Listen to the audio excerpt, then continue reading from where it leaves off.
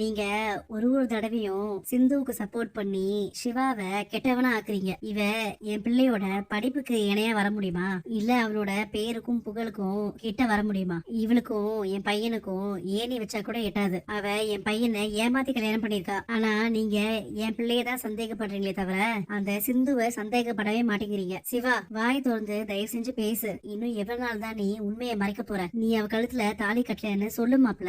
உண்மைய சொல்லு சிவா, சொல்லு. எல்லார் முன்னாடியும் என்ன தலைகுனிய வைக்கிறல. இந்த ஊரே உன்னை தப்பாதான் பாக்குது. நீ உண்மையை சொல்லிட்டனா இந்த குடும்பத்துல மட்டும் இல்ல, இந்த ஊர்லயே நீ தலை நிமிர்ந்து வாழலாம். செய்யாத பழிய நீ எதுக்கு ஏத்துக்கணும்? நீ சொன்ன ஒரு பொய்யால என்னோட ஒட்டுமொத்த வாழ்க்கையே மாறிடுச்சு. உன் கழுத்துல நான் இந்த கோயில வச்சுதான் தாலி கட்டினேன்னு சொன்ன பாத்தியா? நான் அதை மட்டும் மன்னிக்கவே மாட்டேன். நீ செஞ்சது மன்னிக்க முடியாத தப்பு சிந்து. என்ன மன்னிச்சிரு சிந்து. என்னால உன்னை மனைவியா ஏத்துக்க முடியாது. நீ எப்பயுமே எனக்கு ஒரு தோழி மட்டும்தான். நீயே வீட்டுக்கு வந்து பெரியம்மா கிட்ட உண்மையை சொல்லி நடந்த கல்யாணத்தை ரத்து பண்ண சொல்லிடு. அதுதான் நீ எனக்கு செஞ்ச தப்புக்கான பிராய்ச்சித்தம். நான் பிறந்ததே உனக்காக தான் டாக்டரே. சின்ன வயசுல இருந்தே என் மனசுல ஆசையை வளர்த்துக்கிட்டேன். தயவு செஞ்சு என்ன உன் மனைவியா ஏத்துக்கோ. அந்த வீடியோல நான் பார்த்ததெல்லாம் உண்மைதானா? சொல்லு சிந்து. ஆமாத்த, என் பிள்ளைய கூட நம்பாம உன்னை நம்பினே. அந்த நம்பிக்கைக்கு நீ செய்யற மரியாதை இதுதானா?